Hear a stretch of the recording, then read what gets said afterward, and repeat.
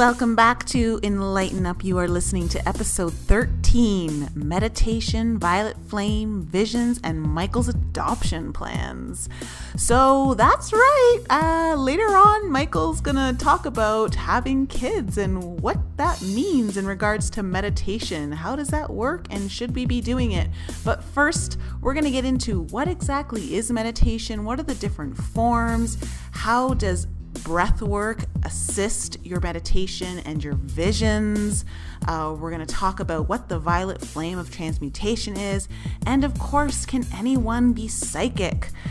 That's a good question. Do you think you could be psychic? Well, we're going to talk about that all in this upcoming episode. So let's jump in and get right to it.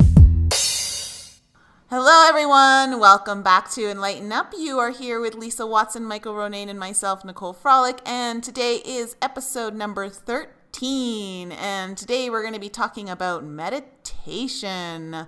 Michael, how are you doing today? And friggin-tastic. I know, you're hurricane worried. Oh, I'm not worried about that. Right. No, I was just thinking about picking up kite surfing, so I think it might be a good time. Oh, yeah, that is a good hobby to pick up in hurricane weather. I need a good 70-mile-per-hour wind to pick my sorry ass up out of the water. Into technology, our founder, Herman DeVry, never settled. What the hell? Where did that come from? That was me looking at the Fuck, window. Lisa! Lisa, get it together! Today. Just trying to fuck with you, Nicole. Oh, man. Start over, Nicole! I can't do this again. It's just going to be one of those days. Oh, God. Lisa, how are you doing today? I'm great. Everyone's laughing now. I know. We've had a little surge of energy come Usually in. it's me. I'm usually the one making noise, but I'm glad it's you now today, Lisa. Trying to loosen everyone up a little bit. All right, we're going to talk all things meditation today, and we're going to talk about different types of meditation, how you can learn to meditate, what are some of the important steps to take when you're meditating, and maybe some misperceptions of what meditation actually is. Michael, what did you think meditation was when you first heard about it? That's a good question because, I always just thought it was just people somehow being able to sit in some weird, awkward position for some reason, connecting their fingers together, and that somehow makes your brain go completely dead for about an hour, and then they get out and they're relaxed. That's what I thought meditation was when I first heard about it. Literally, it was just okay, some people just sitting there being quiet for about an hour. So like a timeout? Time out in your day, your stress, whatever.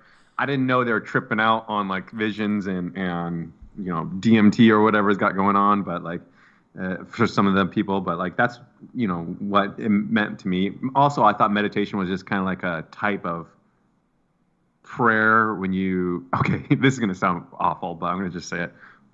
Before I met you two, well, actually, not before I met you two, but before I met you two in the current state that you two are in,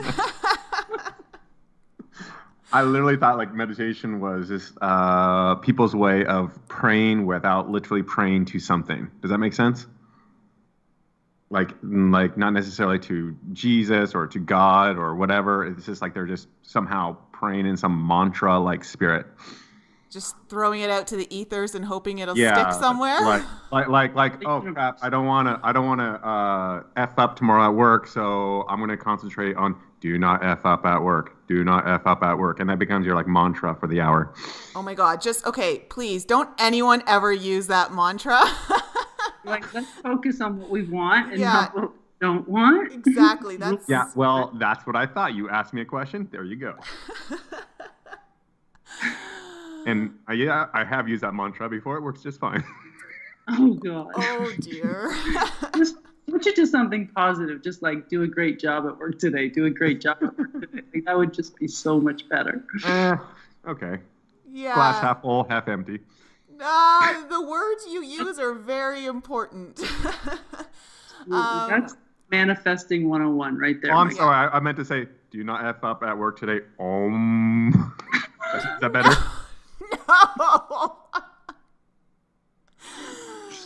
Oh my goodness. Lisa, what about for you? What was meditation for you when you first heard about it? I honestly don't remember when I first heard about it, but I learned, when I was doing the Course in Miracles, when I was first doing the lessons, way back when I was a teenager, it's in those lessons you're asked to just, quiet your mind and think about like every 15 minutes or twice that day or something, and it gives you something to think about, and it tells you how not to think about anything else. So I realized later that was meditation, just quieting your mind. So through other books that I read, like just Wayne Dyer, and I actually had looked up some stuff on meditation. And I just learned that it's just about trying to completely quiet your mind so that you could get on the same frequency as source energy, so that you could just get rid of all the clutter and tune into that radio station, so to speak, is kind of how it was described to me. That made sense. Like, there's so many different frequencies out there, and you have to try to tune into the one, to God, and you have to quiet everything else out in order to be able to do that. So I've just always practiced meditation through really trying to quiet my mind. And I didn't know anything about visions, like the stuff that you have going on when you meditate, Nicole. I didn't know that was anything that was even possible. Yeah. I met you. Yeah. I think a lot of people struggle with quieting their mind. It's called like a monkey mind. It just seems to go everywhere. And just when you try to focus on one thing, you're automatically thinking about another thing. And a lot of people struggle with trying to quiet their mind. And, there's different forms of meditation. Like, the way I kind of first started meditating, I talked about in episode number 2, was I started just listening to Gregorian chants, and that just kind of put me in a more relaxed state of mind and more peaceful. And then I met my naturopath, who started to teach me more visual things, like imagining light and breathing that light in through my nose into my body, and envisioning the light fill my body, starting all the way down at the toes, and then filling my body up the legs, into my torso, down my arms, up my neck, through my head, until it came out of my crown chakra. And that was really cool, because that's when I first started to, when I did that one, that's when I could feel my body vibrating. I could feel my legs starting to vibrate as I started to fill my legs with light visually. So that was one way that I did it. But I've also done, I did guided meditations on like CDs. I don't know if any of you guys have done any of those before. I've done some of those, and some have been really helpful. Yeah. I think it's really helpful to do a guided meditation, or just some visualization techniques, like visualize yourself, going upward, or downward, or I think just quieting the monkey mind, no matter how you do it, is the goal. Not to be thinking about your dentist appointment or your relationship or work or your chores or whatever, to just be present. To be present. And it is hard to do. And I think some of the visualization techniques of, visualizing yourself, rising up, or just floating, or just breathing. I think that's one of the best ones. Just focus on your breathing, just in and out. And for me, running was a great way of meditating, because when I run, I'll just focus on my breathing. I just pay attention to breathing in and breathing out in, rhythmically, and staying at a certain pace, and really focusing on my breathing. And when I do that, I don't think about anything else.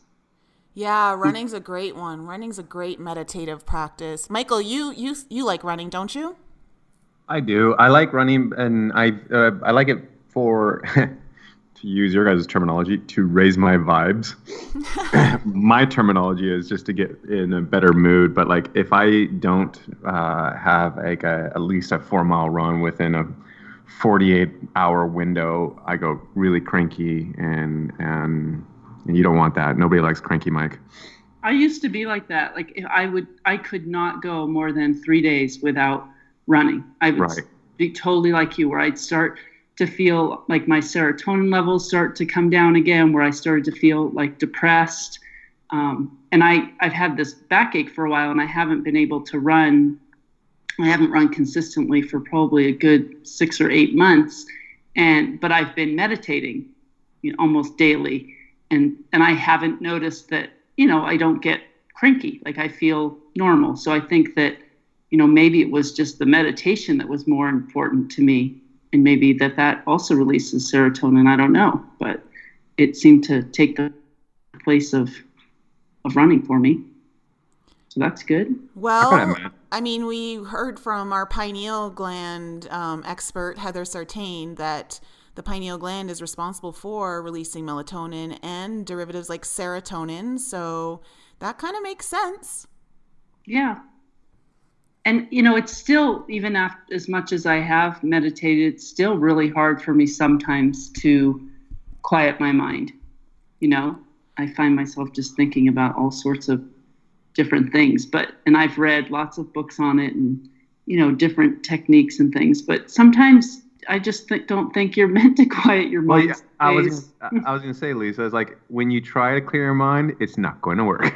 Like, yeah. And there's techniques on how to do that. Like, not getting upset or worrying about it, and then just kind of letting those thoughts float by like clouds or something. Like, oh, there's that thought. Like, and then as soon as you realize you're thinking a thought, like, oh, that's okay. I'm going to let it go now and go back to clearing my mind again. Or that's why I like focusing on something. Like, I get a lot of colors when I meditate. I know that I've cleared my mind. I'm in that state because I just see lots of energy like floating around in my head, like whether it's green or blue or purple, and it feels very soothing, like a very calm, serene feeling comes over me when I get into that state. Yeah, I did a silent meditation retreat about 10 years ago in Costa Rica, and it was all about like clearing, like stilling the mind, and they give you a technique to focus on about it's like you do a body scan of noticing the sensations within your body as you pass over each area, and you never give one area more attention than the other.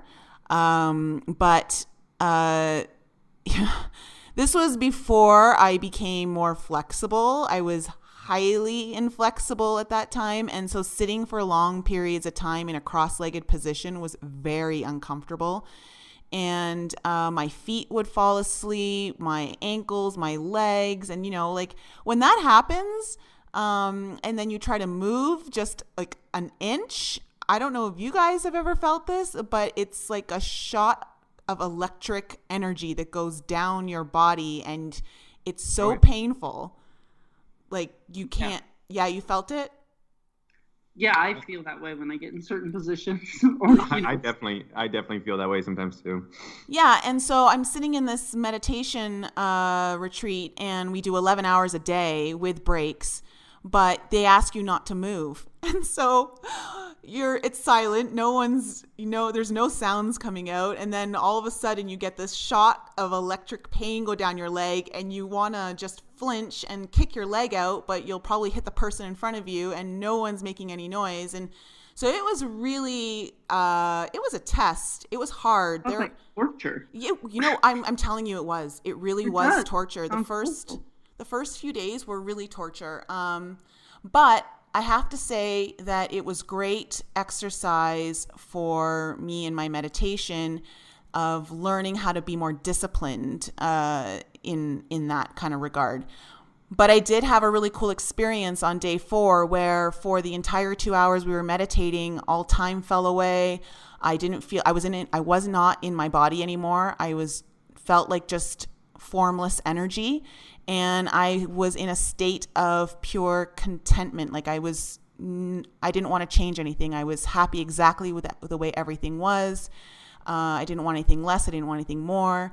And I felt that for 2 hours straight. And I think that was such a really cool experience for me to feel that. And I've never actually felt that again in any of my meditations going forward, even to this day. But that's a really disciplined way of doing it. And that's called Vipassana. So for all our listeners out there, if you want to do 10 days of torturous meditation. Everyone's running to sign up right now. Yeah, I know.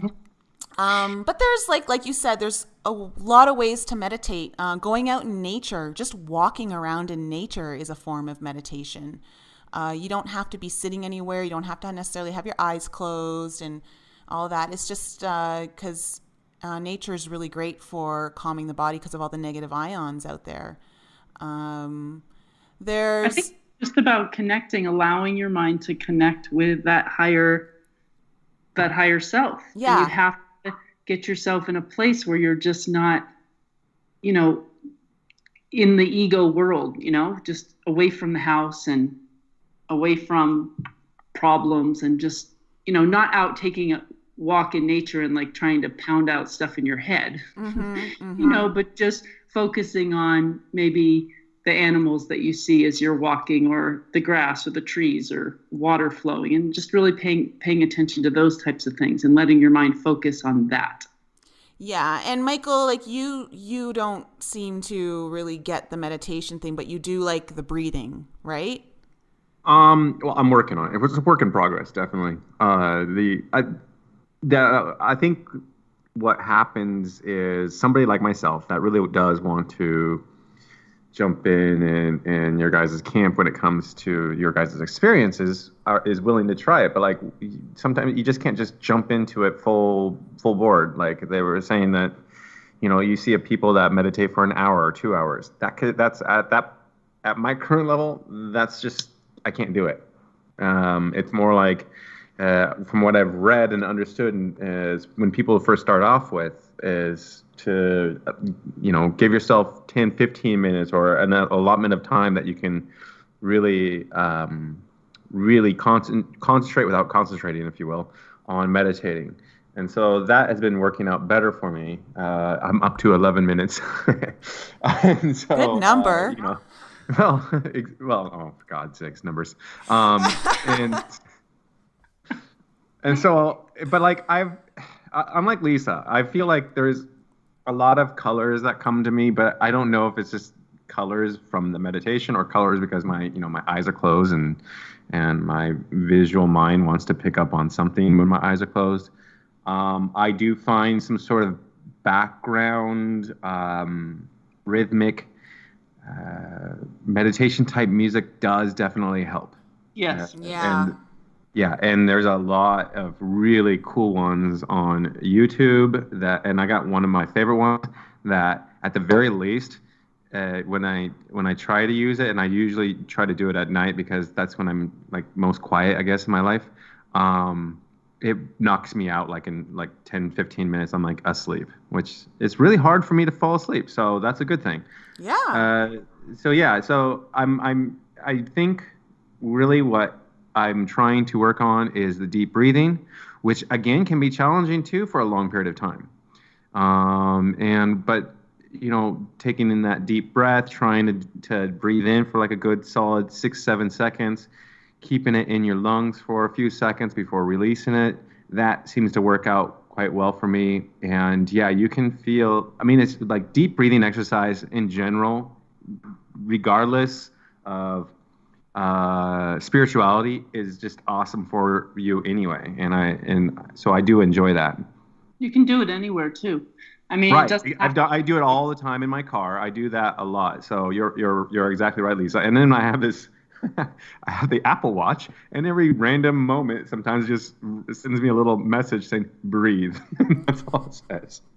There's an app there's quite a few apps, but I know of one called Headspace that it's a meditation app that and it has you start out with like 10 minutes, and it just, and it can remind you each day, to remember to do your 10 minutes, and then you can set it to as you get better to add more time to it. And I know some people have used that. So for our listeners, you can check out if there's any apps that help to remind you. I put reminders on my phone for everything, like breathe, remember to breathe. And it comes up, and because I used to breathe in and out through my mouth, and I realized that was not a good thing to do, and that you're supposed to breathe in through your nose. Yeah. Why do you think there's a difference between that? Because it filters the air that you breathe. Yeah, and the breath goes straight to the brain when you breathe in through your nose versus your mouth. Gotcha. So, yeah, okay, so breathing is also really good for activating the pineal gland, which is responsible for your visions if you're looking to try and have more visions in your meditation. So breath work is a really important key to achieving that. And I think maybe we can just introduce our audience to the breath of life. Have we done that before? I'm not sure. Michael just described it. Yeah, I mean, that's what you kind of taught me at the beginning. So the 3. Yeah. So, okay, so for our audience, if you would like to practice this breath work at home, all you do is you take a deep breath in through your nose to the count of 7, then hold that breath for 3 seconds, then tilt your head down so that your nose points towards your chest, and you exhale that breath slowly through your nose, and then you repeat. So you inhale, bring the head back up to the count of 7, hold the breath 3 seconds, and then tilt your head down and breathe into your heart space on the exhale through the nose as well. So all the breath is through the nose. And Lisa and I are practicing that every day for the most part, like 20 to 30 minutes. I know you practice like 30 minutes, Lisa, don't you? Sometimes. Yeah. I do. And I try to do it every day, but some days get away from me. Yeah. So that I find is really helpful. And, it's also part of that practice of just taking time for you, of filling yourself up. So I think that's always good. But what other meditations have you guys tried that may have worked or didn't work for you?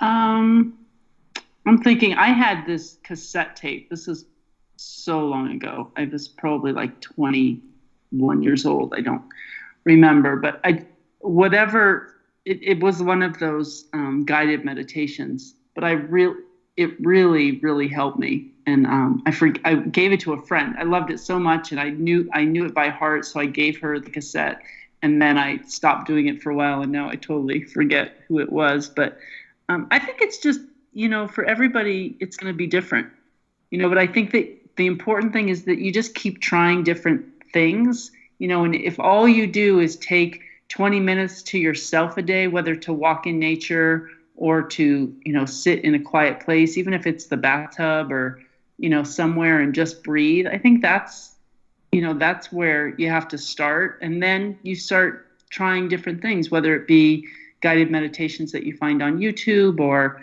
listening. I love Pandora because I have like meditation music on there. I have the 528 megahertz music. I have like a nature sounds, and those are just all, really relaxing. And I think using headphones is really helpful because it blocks out any other noises. Like sometimes I just put it on my Bose or whatever, but I find that it's better when I actually put the headphones in my ears. Yeah, I've heard that actually using headphones is much more beneficial. So do you listen to music? You said you do, Michael, right? I mean, I feel like headphones would work well. However, because I usually am in bed ready to go to sleep too, when I usually find time for this, that I just put it on like my computer or whatever in my background, because I don't like to roll around with headphones in my ears. If I wait too long in the night, I just fall asleep. So I try to meditate more in the afternoon than I do at night, just because I don't want to fall asleep. I want to get a good 10 or 15 minutes in before I fall asleep. But Michael, you said you're up to 11 minutes. So what does that mean? Just like after 11 minutes, you've had enough and you just stop? Well, yeah. I mean, that's kind of what it means. Like if I am actually doing it when I'm not about to go to sleep, that's that's the length that I've noticed that I can usually hover around, which is about 10-minute mark. And just because, I think people also need to understand, at least I'm trying to make myself understand, that meditation doesn't give the same results with your, next door neighbor when they meditate. And so I think meditation is a very kind of like, I'm starting to think that meditation becomes more of a personal thing, meaning like you kind of go through your own experience. And in 10 minutes or so, I do feel very relaxed, and it's just really hard during the day to keep my eyes closed for that long. And if I do open up my eyes, I can't meditate with my eyes open or do what I believe is meditation. And so it's very challenging for me to keep my eyes closed for that amount of period of time. But I think it's just also because I've been so active in the last 30 some odd years of life of thinking all the time that it's just a practice of trying to still yourself, which is I've been close to being good at clearing my mind. I kind of like what you were saying, Lisa, have the thoughts go by, and I did read that, just let your thoughts go by, and you said clouds going by, and I look at more like falling leaves coming down. And I haven't really experienced or practiced what Nicole said earlier, which was more of the visualization, and that should be like the next potential step. Well, I just go ahead, Nicole. No, go ahead. I just wanted to say what you were saying about your practice, your experiences isn't going to be like your neighbors. I think that's just a great reminder for, I'm going to say life in general. Like, we're all on our own path, and the ego loves to compare to everybody else. We're always comparing, like, how does this person do it? What do they have? What do they, and it's not about that. It's about your own journey and not judging yourself against other people. There's no right or wrong way to meditate. The goal is to be able to connect to your higher self and to, tune into that. And however you do that is totally unique to each person, whether it be concentrating on your breathing or walking in nature, or going for a run or getting in the bathtub, whatever it is. But just remembering that, the goal is to find some peace away from the ego. That's the goal, I think. Yeah, no, Nicole? I agree. I think that's very important information. For me, I've tried so many different forms of meditation. I've tried the guided ones on CDs. And those were great for a while because they would they create these visual scenes that would take you to like a lake or, out in the fields. And so those were kind of interesting for me. But I also am someone who gets annoyed at listening to someone talk really softly and relaxed, and they're lengthening their voice. And Me too. So those didn't work too long for me. But when you say stilling the mind, I wrote a blog on this on my website, Inflexible Me, that I don't believe that we need to still our mind, that in fact the energies that are coming to the planet right now are so intense and so high vibration that maybe we need to change the way we were taught how to meditate and kind of work with the energies as opposed to against them, which I feel sometimes like stilling the mind is doing that. So I like the free flow imagination where I just allow like an image to come into my head, and as soon as it does, I just start following it and I don't judge it. And like, you know, judgment is the thing that will separate you from connection. So if you're judging this image that comes into your mind as thinking, well, what does that mean? That's crazy. Why am I seeing that? Then you're never going to allow yourself to actually engage in that connection. So I'll get these images that come into my mind and they'll start to play out like a movie. And that's how I actually get messages. That's how I start to learn things. And things start to literally play out like a movie. And that's how I was introduced first to Archangel Michael when he came into my meditation. So I think, you know, it's also, imagination is fifth dimensional thought. So imagination is one of our most powerful tools. So when we're using our meditation practice to strengthen our imagination, we're actually strengthening our creative tools, which are really important for manifesting the life that we want to create for ourselves. And if we continuously think, well, imagination is just wishing for things or creating things that could never exist, then you're completely blocking the very power that your imagination was created for. It's like they say like your pineal gland is your imagination station. And your pineal gland is the gateway to the spiritual realms. So they really go hand in hand.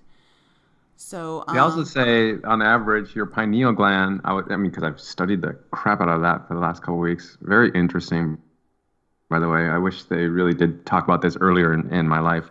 For this reason is because most of us, it's all calcified up by the time we're turning 17 years old with our current, fluoride everywhere kind of system.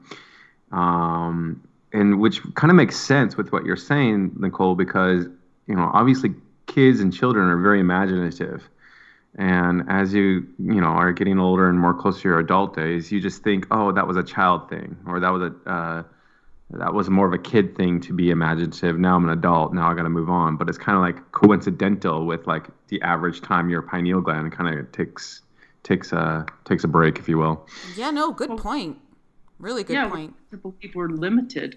I mean, we're taught from the time we're born to believe that we're limited. Yeah, it's all part of that matrix programming. And now if I just came and heard you guys for the first time going, yes, you got to use your imagination, and then you start seeing things, and I would be like, no shit, and then kind of continue to walk away.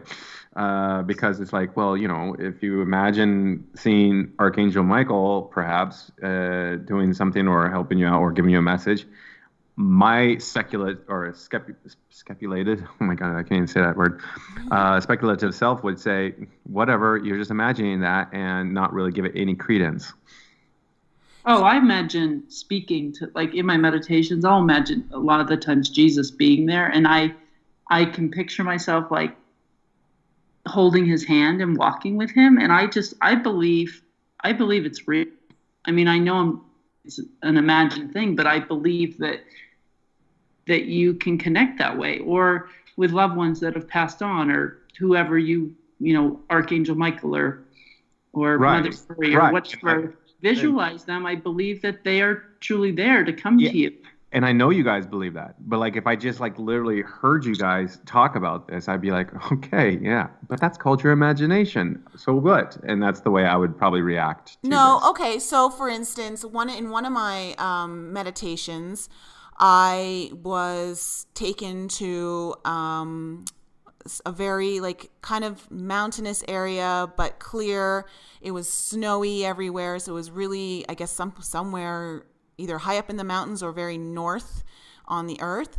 And I see this, it was nighttime, and I could hear the snow crunching under my feet. And I look up in the sky, and this massive purple colored spaceship descends out of the sky to just hovering above the earth, like not right beside me, but in the distance. And I see this pillar of light come out from beneath it to the ground. And then instantly there's a darker shadow type figure standing right beside me with all this purple energy around it. And it starts to telepathically speak with me, and we have a conversation. And we walk in the snow, and I could tell that it wasn't sure. I was trying to figure out who it was because I didn't know what it was, who it was. And then, but I knew it was trying to give me a message, but I wasn't getting it. And then all of a sudden the image disappeared and the spaceship was gone, like just in a flash.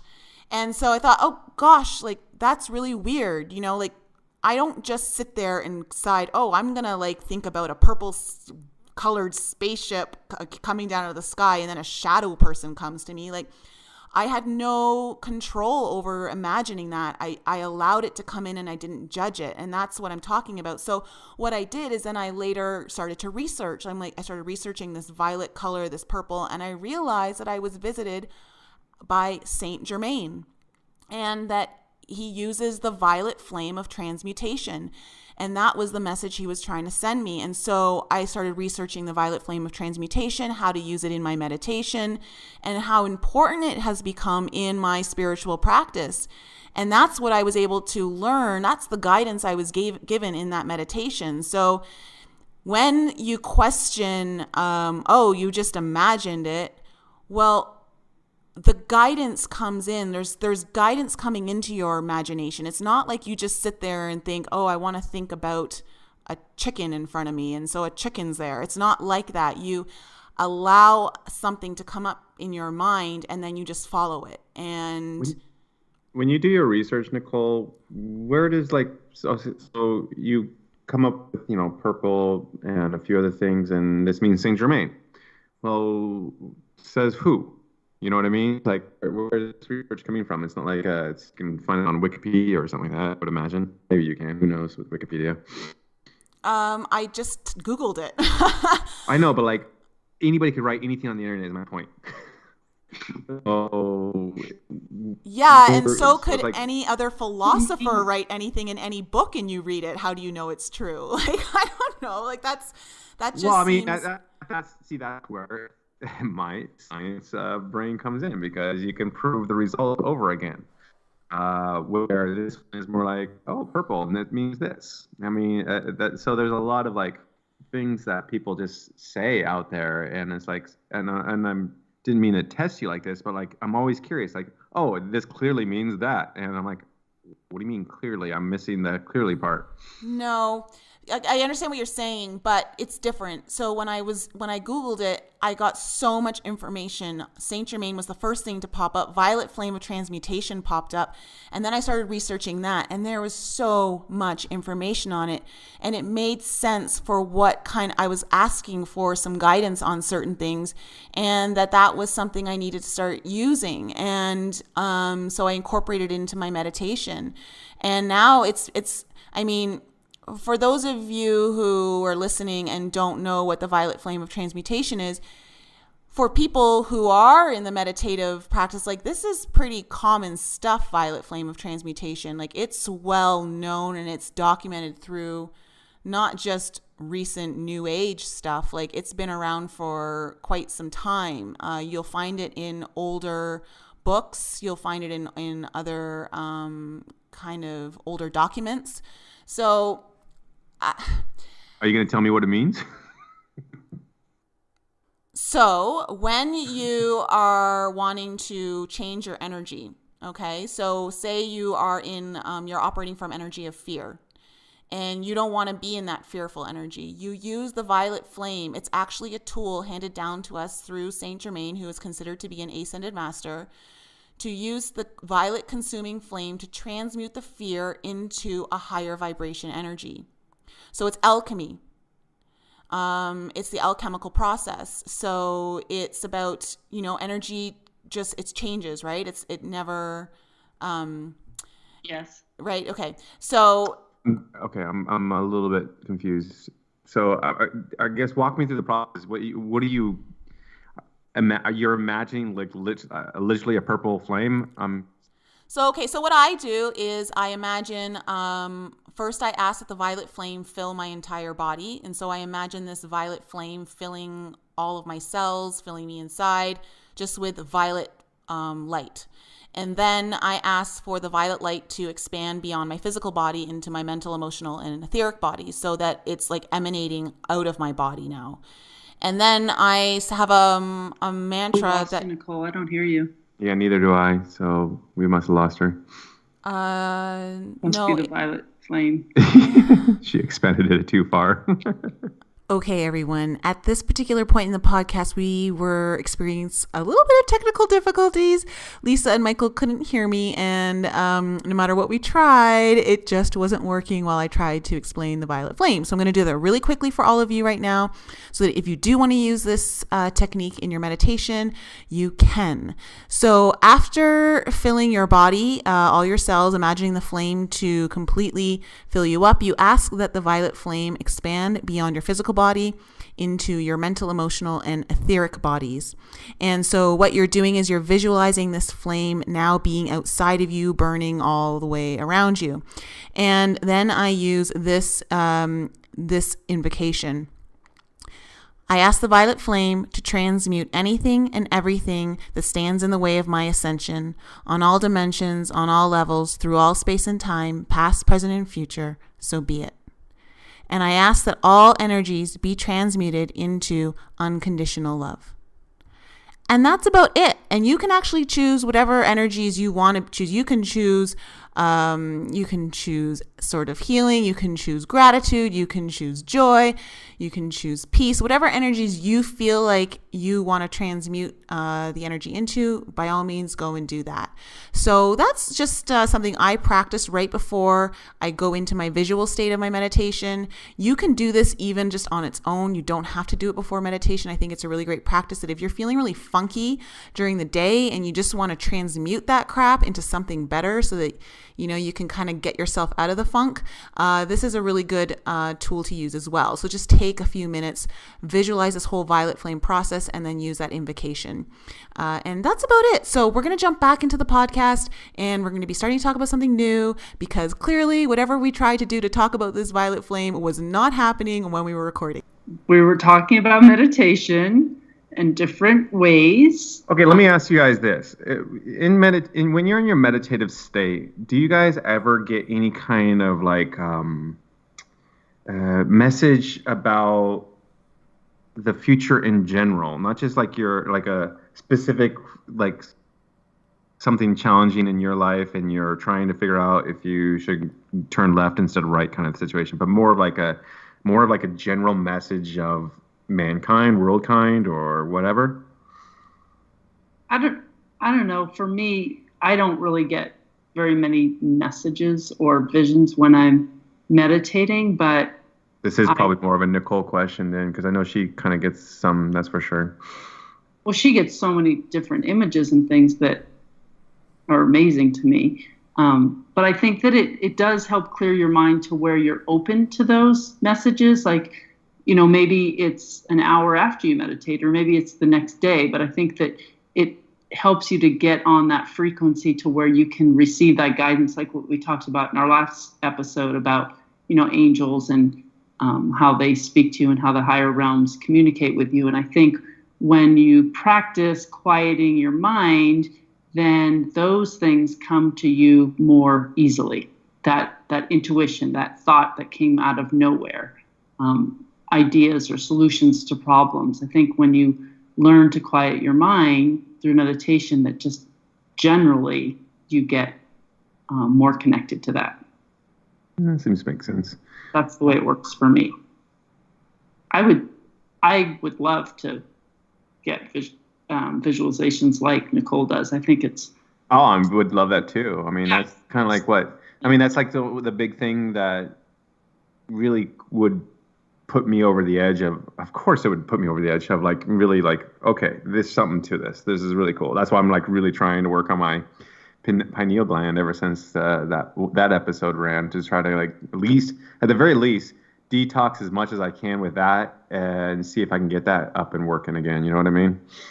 And when we do group meditations, Nicole holds group meditations, and during some of those, I've definitely had some visions. They're not as clear and as vivid as some of the other people that are in the group. But I've seen some things that I'm just like, oh, okay, like I didn't expect to to see anything. What about dreams, Lisa? Do you ever experience dreams that are very kind of like I have very vivid dreams, and right? And so does any of that really relate quite a bit to your own life and to the I think so. I've always been a really vivid dreamer, and I have like lucid dreams. I know that I'm dreaming, and I talk to myself while I'm in dreams, like knowing that I'm dreaming.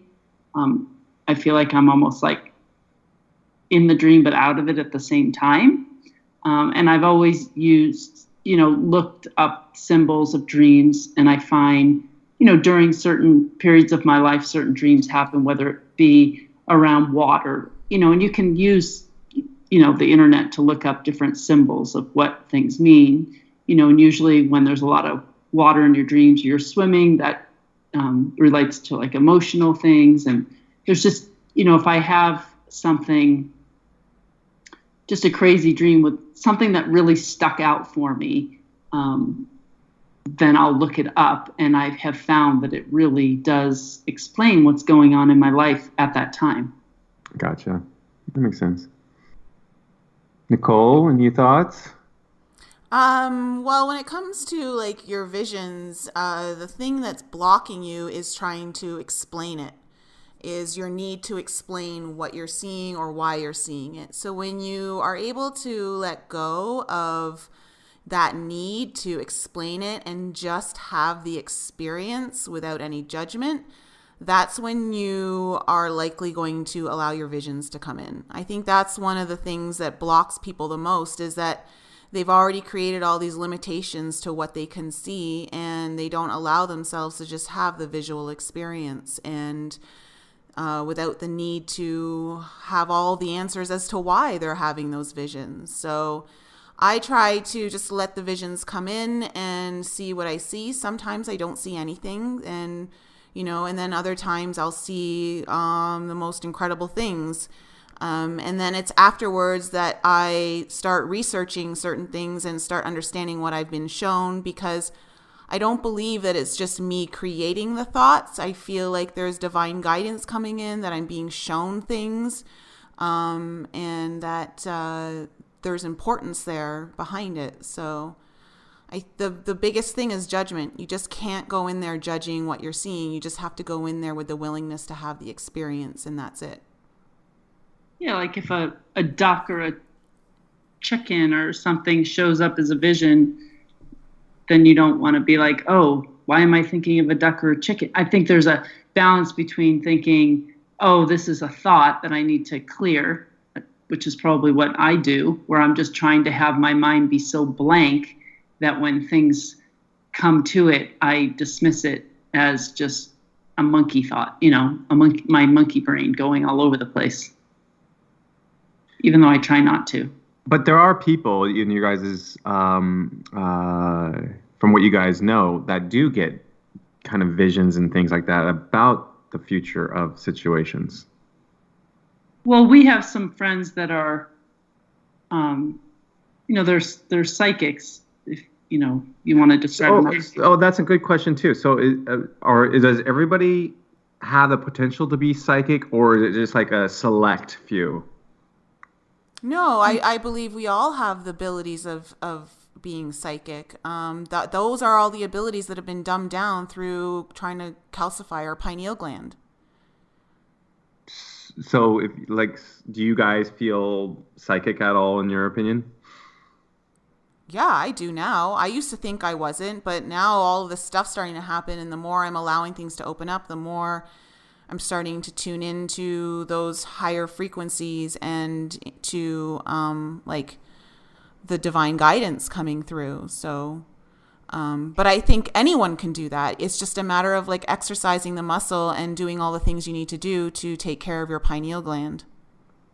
Gotcha. And I think, again, it's going to be unique to every single person. Like, your psychic ability may be just a gut feeling or a knowing, and someone else's may be seeing visions in meditation. Or, for me, what I've actually realized the past several days about my light language is that it is a confirmation for me to truth. I can ask a question or talk about specific topic, or be in a conversation with somebody about something, and when truth is spoken like that, yes, that's the way you need to go, or that, yeah, that's definitely what it meant. If we're kind of talking about, this happened and I think it means that, I'll just start speaking light language. And it's just like Nicole and I, are together, and we'll be talking about stuff, and she'll see me do like a little jump and just, laugh and be like, yep, that means yes.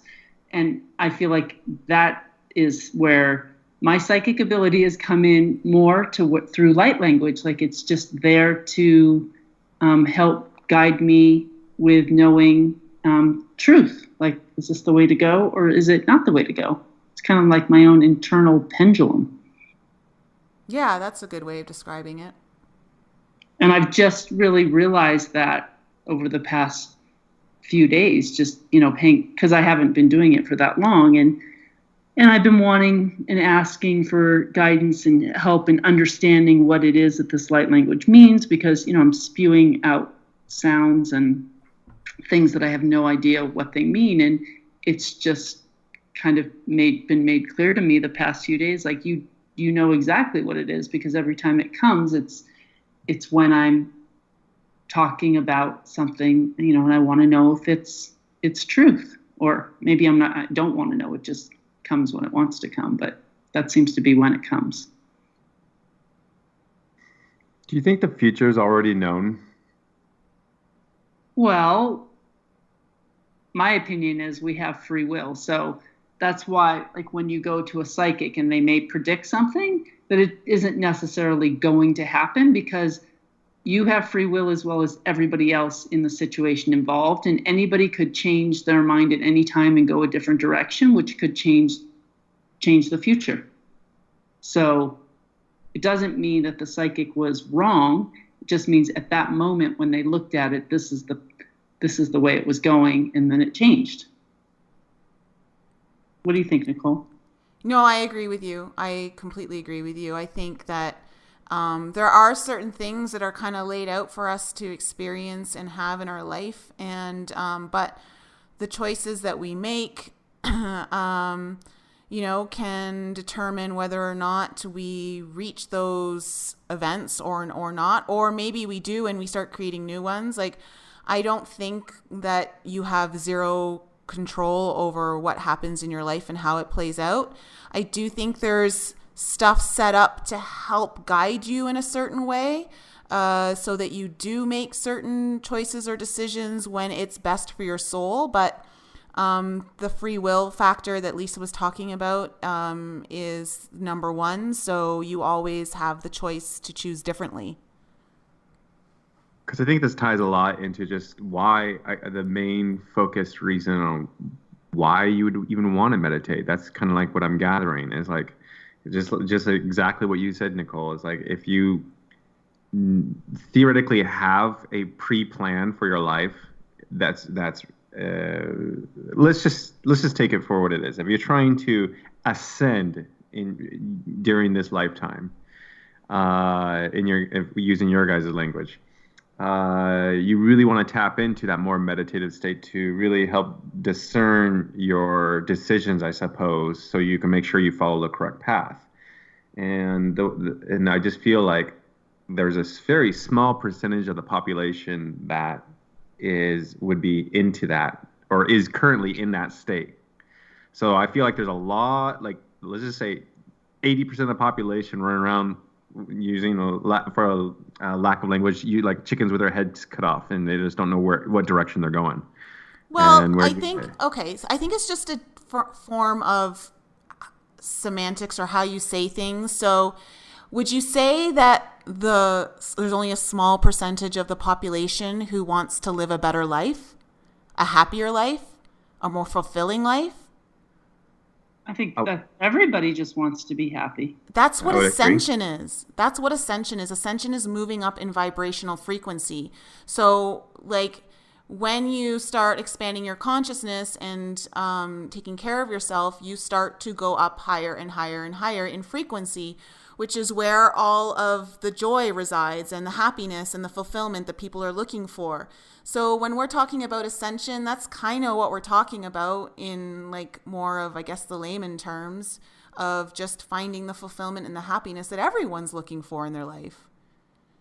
And everybody's looking for it, but we're like, there's a big chunk of the population that I would imagine is stuck in a maze where there's a certain, like in your guys' perspective, there's a certain population that's using more like meditation and things like that and raising vibrations to kind of like guide them out of the maze, if that makes because sense. when the reason why people get stuck in the maze is because they're in lower levels of consciousness.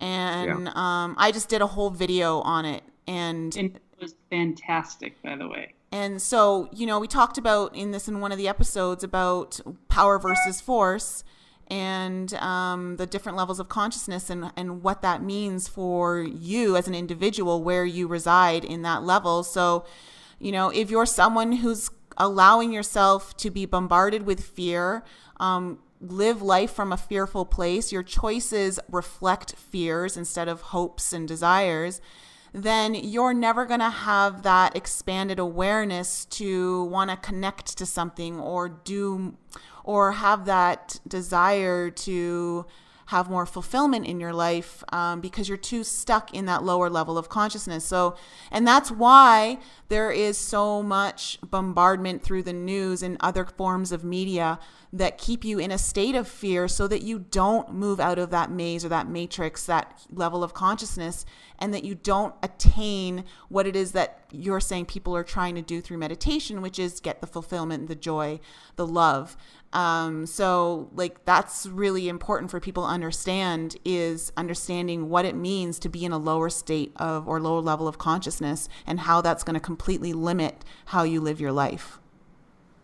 I believe that lower state is truly, it's the ego. It's getting away from the ego. It's getting away from the things of the body and letting yourself, not compare yourself to everybody all the time and feeling like you have to be in control of everything all the time. And I think the goal in this life is to realize that we're not an ego. We're not a body. Like we are so much more. And I think that meditation helps you do that, because it helps you just step away from that and let go. Interesting. Because I have I don't want to digress too far away from meditation, but it's funny how we're supposedly in a very, I can't remember exactly how you said, Nicole, high energy state current time, correct? In your opinion? Yeah, there's a lot of energy coming into the planet from our sun. And I wonder if to help or to combat that energy, we purposely, or we meaning somebody or some things purposely made a lot of distractions that are even more enhanced. For example, with what you just said, Lisa, we don't want to sit there and judge ourselves compared to others and blah, blah, blah. And that's pretty much 99% social media is you're just looking at other people's lives going, oh, my life's not as good as that person's life. Yeah, and television and just all of it, just trying to following the Kardashians, following this, looking at these, typical wives over here and typical wives over there and bachelor this and bachelorette that. It's oh my gosh, there's so much comparison going on in these shows. Yeah, I mean, the energy of all of those shows is low level of consciousness. It's super low. So when you're watching those shows, you're allowing your energy to move into those lower states. And it's not that you can't watch them, every now and then I need to watch something like that just to check out of, whatever it is. I just want to be numbed for an hour or so, and that's totally cool.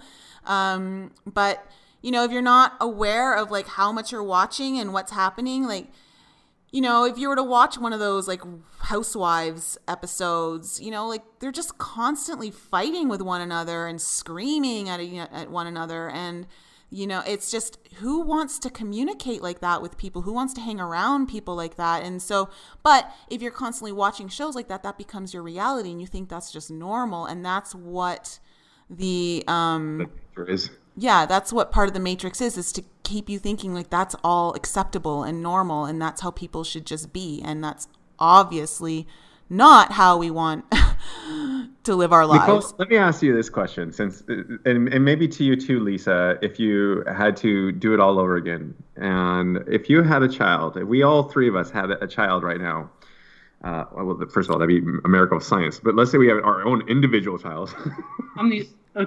Okay, so we're all there. We're not having one child together, all three of us. Right. Well, all three of us have a child. How would you raise a child, kind of question? And would you even introduce these type of things into their life, like the obviously television? Because I don't want to be like one of those. If I did become a parent, I don't want to become one of those parents like that makes their kid like live in a closet all their early life either.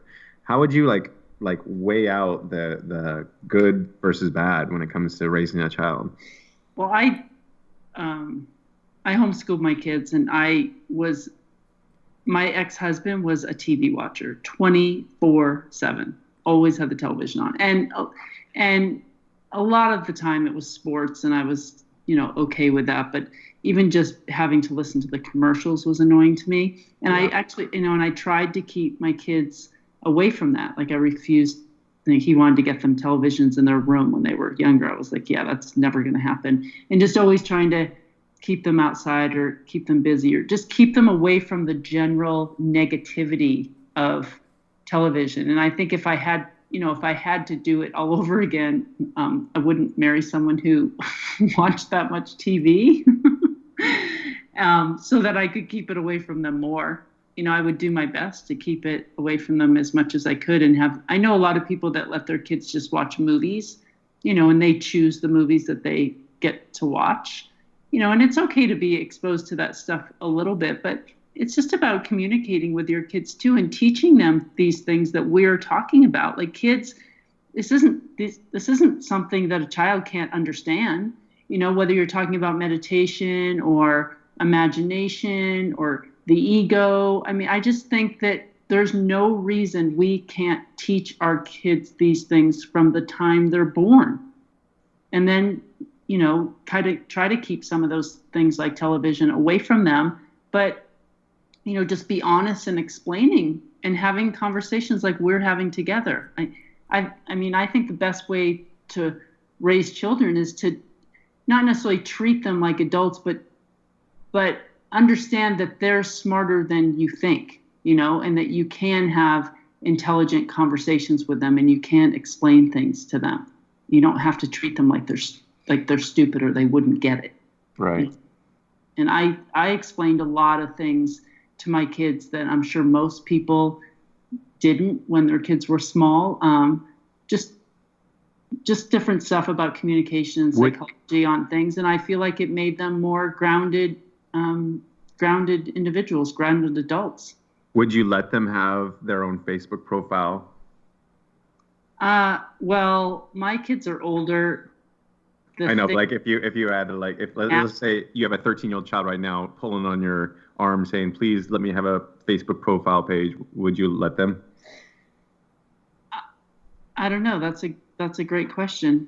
Maybe, maybe not. I totally would. I totally would. I think it's not about the actual Facebook page. I think it's about understanding like why they want to have it and what they want to do with it, and having those conversations where your child is well-rounded and knows how to make certain choices and decisions for themselves. Like, you can use social media for benefit. I think it's when I don't think it's so much the outside things that are as bad. Like, you want to be using them in positive ways, but I think it's important that just the education comes in from the very get-go, that you're constantly loving your child, you have good communication with your child, and that you spend time with your child that's meaningful and supportive, that they understand how to see things and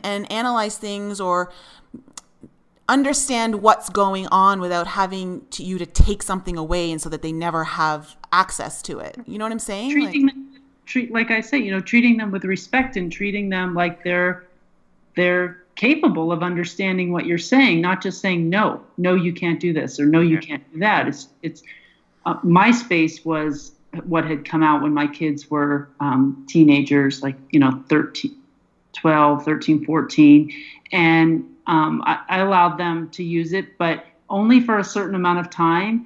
And they used it on the computer that was, in the office, where I could stand over their shoulder and see what they were doing. And, and they shared with me different conversations and things that were going on, like so-and-so said this or did that. And we had conversations about it, instead of just, now it's really hard because kids have phones. So they're over on their phone, and they could be, doing anything at any time and spending time when you don't even know it. So I don't know if I would want to be a parent of a teenager right now.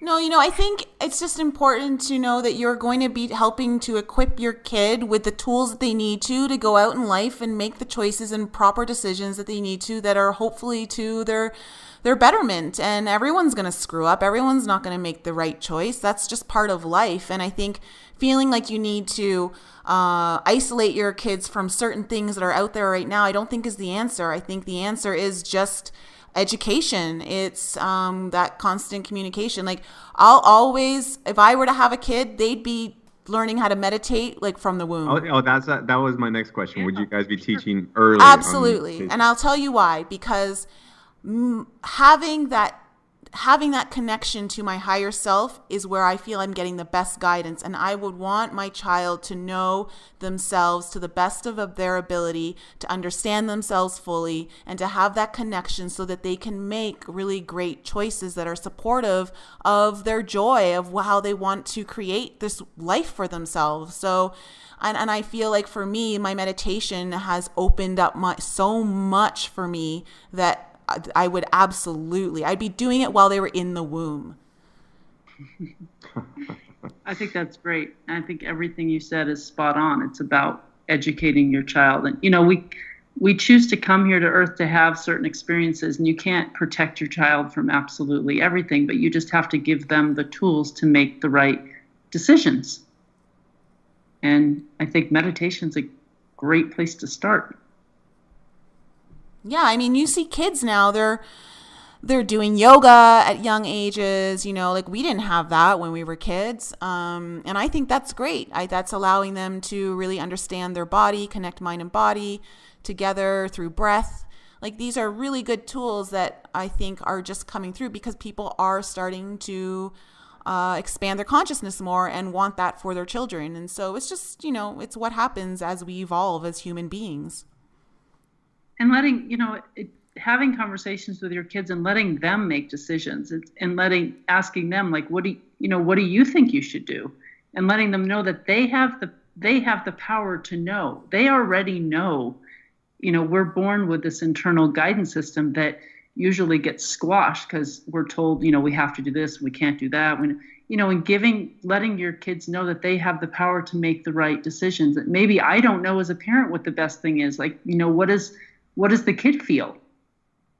And allowing that at least to be part of the conversation. And kids pick up on energy way more than we as adults can tell because we've disconnected so much. Like with my niece, if I'm like rubbing my hands together to like give her some Reiki, she lights up as soon as like I open my hands to her.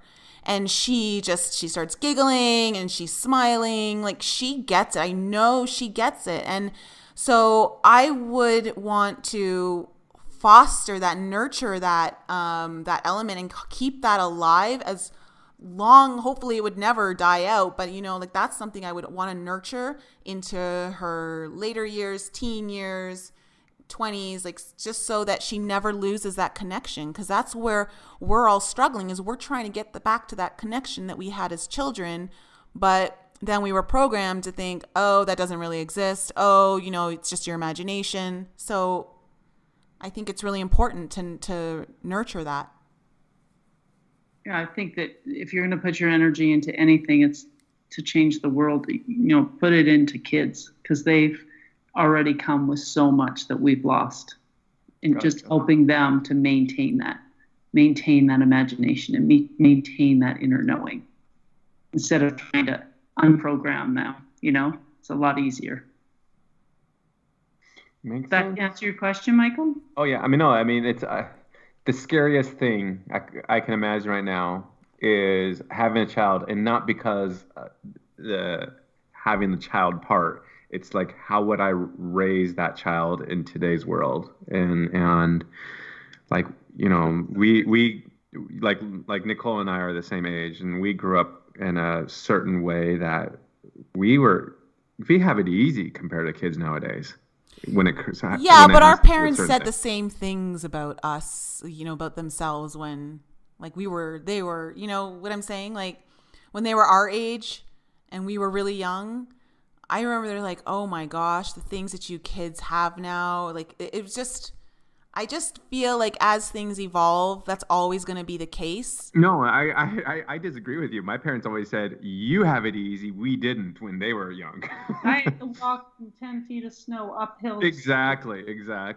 And, I had an apple and a piece of bologna for lunch, those kind of things. Yeah, but then you could also flip it and say, my parents will say, oh my gosh, the amount of like crime that you guys have to deal with and the craziness, like we never had any of that. We got to leave our doors unlocked and didn't have to worry about locking our doors. So it's just different times. It's about adjusting, and I don't know. I think as a parent, you're gonna be fine. At the end of the day, you're gonna do the best that you know how to do for your child, and that's going to be okay. Michael, no matter what it is, it's going to be okay. Are you planning on adopting, Michael? Is that why we're having this conversation? No. However, I don't know. I mean, no, there's nothing going on other guys. The most important thing is unless there's some immaculate concepting going on, there's nothing going on.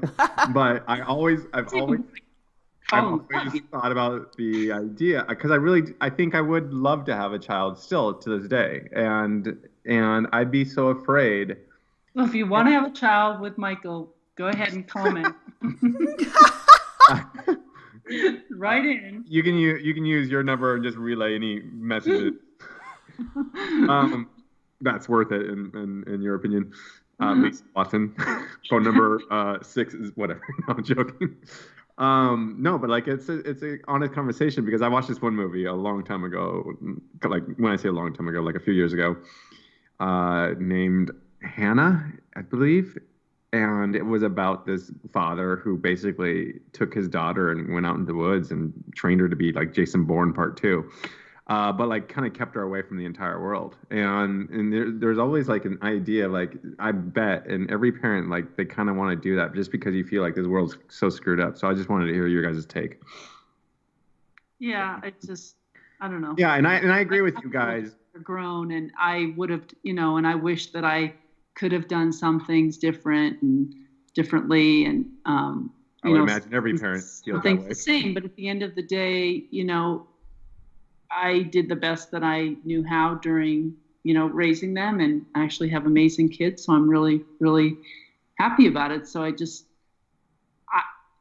don't think you need to overthink it too much. Just, spend time with your children, love them, communicate with them, teach them things like meditation and how to connect with themselves, and that they're more powerful than this world lets on to believe, and you'll do a great job. There you go. So maybe I will adopt. You never know. There's plenty of kids out there that need a great dad. I know. You think about that too. Like, there's kids in foster care that are bouncing from home to home. There's kids in abusive homes. Like, you think of all the horrible things that are going on right now with children, and you're worried if you're going to do it exactly right. If you right, it's like, and give them an education and love them and tuck them in, at night with full bellies, like, you've done a great job. Yeah, I agree. I don't have too many other questions about meditation in general, guys. I'm not sure if you guys did, but no, I mean, it was good meditation is a very interesting thing that I really pointing my nose down to the ground when I first heard about it from other people. But I'm slightly enjoying the practice, and hopefully it will get better. Yeah, keep trying. I say just make it a daily practice, even if you only have 5 minutes or Right. 10 minutes, or all you can do is walk in nature. I will say, giving Nicole credit, the breath of life is, I think, the key fundamental thing that you can, for beginners, for novices out there, to learn to get that going. I think that's very, very good advice from you guys. Okay, so for all of our listeners out there, meditation, it's there's so many different ones that you can try.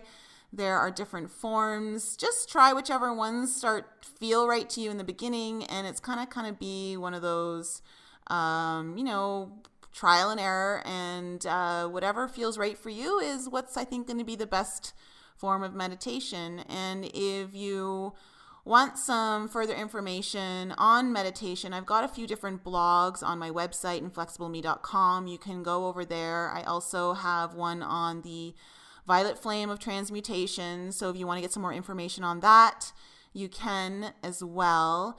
And if you want to understand your levels of consciousness, I also just did a video that is on that website as well, to kind of take you through the different levels of consciousness and why it's important to not allow yourself to fall into those deeper ones, or those lower ones, I should say, because that's where you start to find yourself in this hamster wheel of creating something in your life that you don't probably want. And I think that's it. Do you guys have anything else to add? No, I think we're good. All right. Well, good talk. Yeah. Looking forward to our next episode. All right, everyone. We'll catch you next time on Enlighten Up. Bye.